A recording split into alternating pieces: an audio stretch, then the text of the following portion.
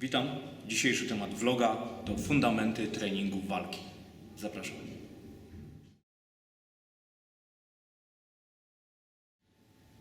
Każdy, kto zajmuje się sportami walki, ma jakieś swoje określone priorytety treningowe. Jeżeli zobaczymy na przykład na młodych adeptów, to ich głównym priorytetem treningowym jest pogoń za techniką. Każdy nowy adept chce poznawać jak najwięcej nowych rzeczy, jak najwięcej nowych technik, pomimo tego, że te ostatnie nie zostały jeszcze dobrze opanowane. I tak naprawdę jest to naturalne zjawisko, ponieważ każdy przez nie przechodził. Jeżeli jednak chcemy rozwijać się kompletnie, nie możemy sobie pozwolić, aby to zjawisko było tym dominującym. W ostatnim vlogu mówiłem, że należy przede wszystkim trenować dobrze. Tylko teraz, co to znaczy trenować dobrze? Ponieważ dla każdego to słowo może oznaczać zupełnie coś innego. Dlatego w tym odcinku, w tym vlogu przedstawię i omówię na bazie jakich elementów ja buduję swój własny trening oraz podległych mi grup. Najważniejsza dla nas jest nasza baza, ponieważ dzięki temu wykorzystanie nauczanych technik będzie w ogóle możliwe. I zrobiłem tutaj taki wykres 3 głównych filarów przygotowania. Pierwsze jest to przygotowanie ogólne, drugie przygotowanie specjalistyczne i trzecie jest to przygotowanie mentalne. Przygotowanie ogólne jest to przygotowanie, które dotyczy przede wszystkim tak naprawdę każdego fightera, ponieważ mamy tutaj siłę, szybkość, wytrzymałość, mobilność, stabilność oraz rozciąganie. Przygotowanie specjalistyczne może już tutaj dotyczyć poszczególnych grup sportowych, czyli na przykład troszeczkę inaczej będzie ono wyglądało dla boksera, troszeczkę inaczej dla zawodnika MMA. I w przygotowaniu specjalistycznym mamy techniki walki, dystanse walki, ja zaznaczyłem 4, bo akurat 4 mnie dotyczą, taktyka walki oraz techniki samoobrony. W trzecim, czyli w przygotowaniu mentalnym mamy mentalne nastawienie, agresja i jej kontrola, przygotowanie neurolingwistyczne, czyli to, co dotyczy przede wszystkim wizualizacji, koncentracja, stres oraz relaks oraz oddychanie. Polecam tutaj oddychanie Buteyko. I teraz pierwszą rzeczą, którą w ogóle musisz zrobić, taką w ogóle bazą, to ustalić swoje aktualne położenie, czyli to, gdzie akurat względem tych wszystkich elementów się znajdujesz.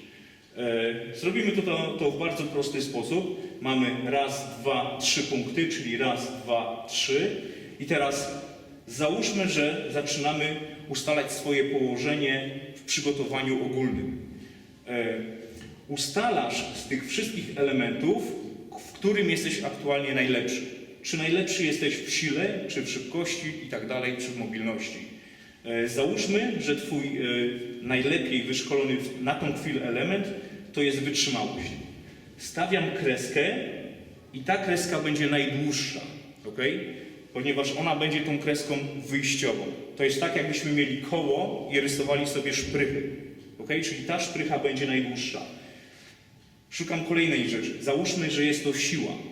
Okay? Czyli jedyneczkę stawiam, siła będzie już miała krótszą kreskę, ponieważ względem wytrzymałości ona jest mniejsza. Kolejny element, powiedzmy, że jest to stabilność, ona jest dużo słabsza, więc ta kreska będzie jak najkrótsza i stawiam tutaj 5.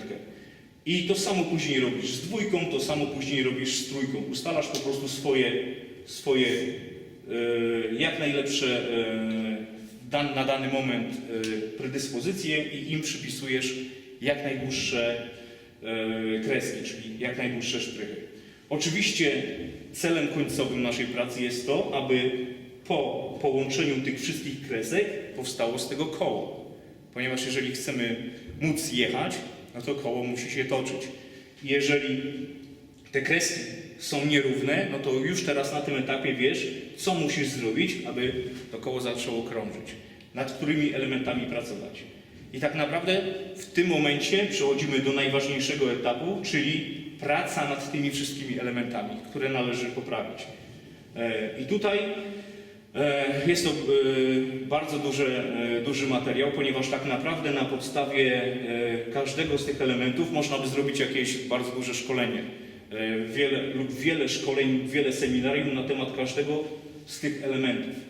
I to, co ty masz wiedzieć, to poznać metody, w jaki sposób każdy z nich rozwijać, czyli jak pracować nad siłą, jak nad szybkością, jak nad dystansami walki, nad wywoływaniem stresu oraz przechodzenie do stanu relaksacji itd. Kolejna rzecz, musisz wiedzieć, w jaki sposób w trakcie treningów łączyć te wszystkie rzeczy ze sobą. Ponieważ bardzo często jest tak, że niektóre elementy nawzajem się wykluczają. Czyli jeżeli chciałbym na przykład na jednym treningu robić zarówno siłę, jak i wytrzymałość, to mój efekt byłby zerowy, bo to byłoby tak, jakbym chciał nacisnąć gaz i hamulec równocześnie i chciał uzyskać z tego ruch. Także kolejna rzecz, którą musisz właśnie wiedzieć, to kiedy i jak trenować. Czy gdy robisz szybkość, to także jest dobrze robić technikę? Czy gdy robisz siłę, to także jest dobrze pracować nad mobilnością? To są rzeczy, które musisz wiedzieć. Czyli jeżeli poznasz już te wszystkie rzeczy, to zaczynasz wtedy pracować nad tym, żeby powstały koła. Prawda? Ostatnim elementem jest porównanie tych wszystkich elementów, czyli tych trzech głównych względem siebie. Czyli mamy tutaj ostatnie kółeczko, jest pierwszy, czyli przygotowanie ogólne, drugie, czyli przygotowanie specjalistyczne i trzecie, przygotowanie mentalne. I teraz musisz zobaczyć, czy z tego także powstanie koło. Ponieważ może okazać się, że tak mocno skupiłeś się na przykład na przygotowaniu mentalnym, że zaniedbałeś przygotowanie ogólne. I teraz, jeżeli jesteś przygotowany do walki mentalnie, ale wszystko inne leży, no to też nie powalczysz. I celem tego całego przykładu, tego całego zestawu, który tutaj rozrysowałem, jest to, aby rozwijać się w swoim treningu z jak najszerszej perspektywy. Okay? Jak najszerzej, patrzeć z jak największej ilości kątów, ponieważ nie może być tak, że skupiasz się na przykład na tylko jednym elemencie, którym jest technika. Ponieważ ktoś mądry kiedyś powiedział, to, że znasz więcej technik ode mnie, wcale nie oznacza, że jesteś lepszy ode mnie. Pozdrawiam.